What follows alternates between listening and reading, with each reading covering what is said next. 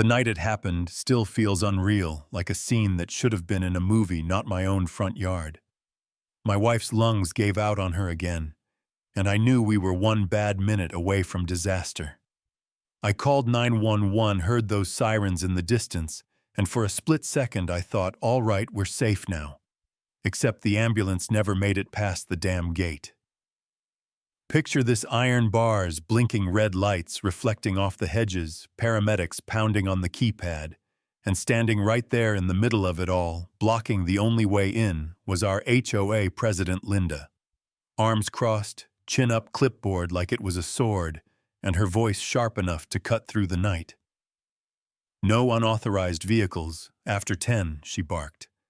That's what she said while my wife was gasping for air inside the house. Rules over breath, that's who she was.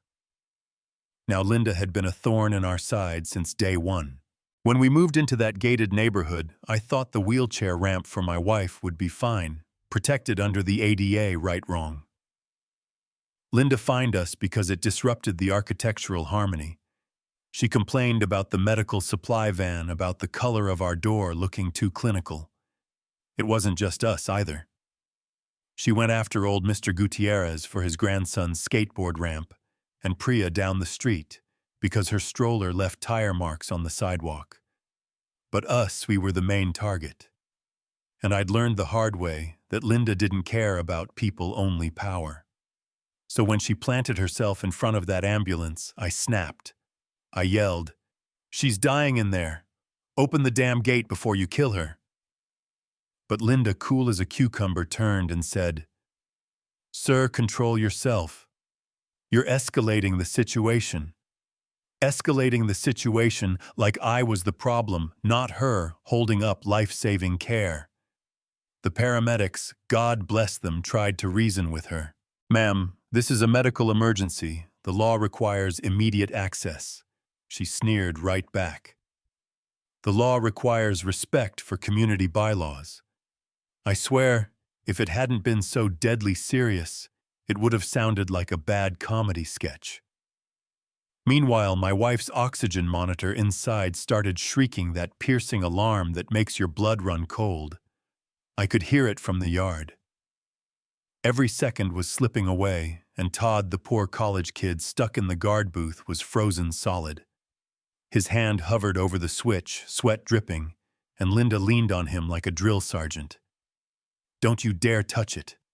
You'll be fined, you'll be fired." She knew how to weaponize fear. Neighbors started gathering robes, slippers, phones, recording. Mr. Gutierrez cursed in Spanish. Priya clutched, her baby voices rose.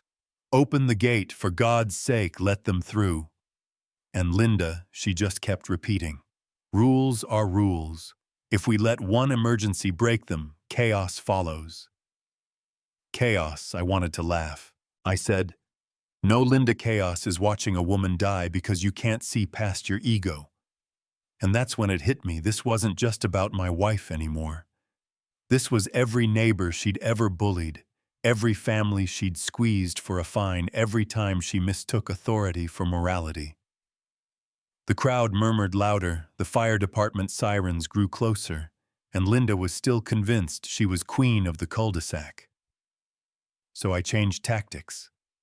I stepped right up to her, then lowered my voice and said, "Do you realize you're committing obstruction of emergency services? That's a felony. If my wife dies, this becomes homicide." For the first time that night, I saw her flinch. But of course, she pulled out her phone and started filming me. "Everyone, you're my witnesses. This man is dangerous. Dangerous." That word nearly broke me. I wasn't the one choking the life out of someone with rules. I took a deep breath, steadied myself, and then, well, I pulled out my badge. Not the shiny kind you get from the sheriff's office. Federal, Department of Justice, Deputy Attorney General for Civil Rights, Special Counsel on ADA Compliance. The crowd gasped. Todd nearly dropped his flashlight, and Linda's face drained white. She stammered, "That's fake, it has to be." I let the silence hang, then said, Linda, I wrote the directive that requires every gated community in this state to provide 24/7 emergency access. You're not just playing dictator, you're breaking federal law.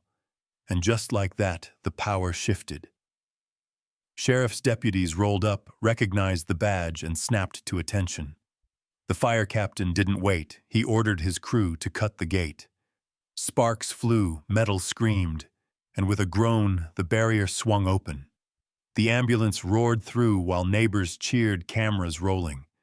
My wife was stabilized barely and rushed to the hospital. As I climbed into the back beside her, I caught one last glimpse of Linda crumpling on the curb clipboard, forgotten tears streaking her cheeks. Not tears of empathy, tears of a tyrant realizing her crown had just been snatched away. The next morning, I wasn't just a husband. I was an officer of the law. I walked into court and filed for an emergency injunction. Within hours, the HOA's powers were suspended. Deputies served papers at the gate that very afternoon, Karen's name stamped bold at the top. And when the financial records surfaced, it was worse than we thought. She and her nephew had been disabling the emergency override on weekends, just to bill the HOA for fake repairs. Extortion disguised as maintenance. The community erupted. The clubhouse was packed, neighbors shouting Alvarez, pounding his cane like a gavel, Priya rocking her baby while glaring at the board. Linda tried to defend herself, claimed she was only enforcing policy. The room drowned her out. "You almost killed her," someone shouted. "For a gate contract," another added. For the first time, people saw her for what she was: not a leader, but a fraud.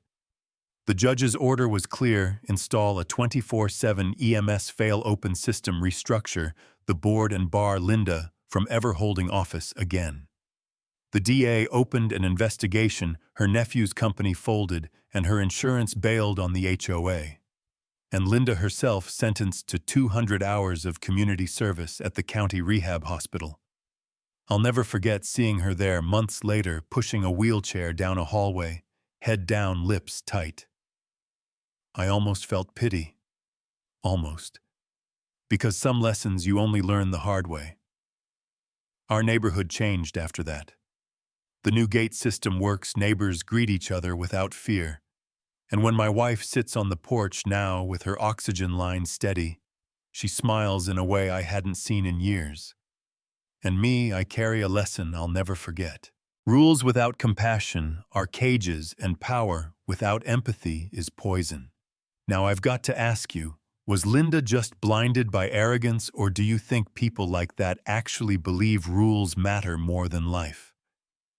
Drop your thoughts down below, share your worst HOA or neighborhood nightmare, and tell me if justice was truly served here. And don't forget to subscribe if you want more stories where everyday folks stand up to power, because trust me, there's always another Linda waiting behind some gate.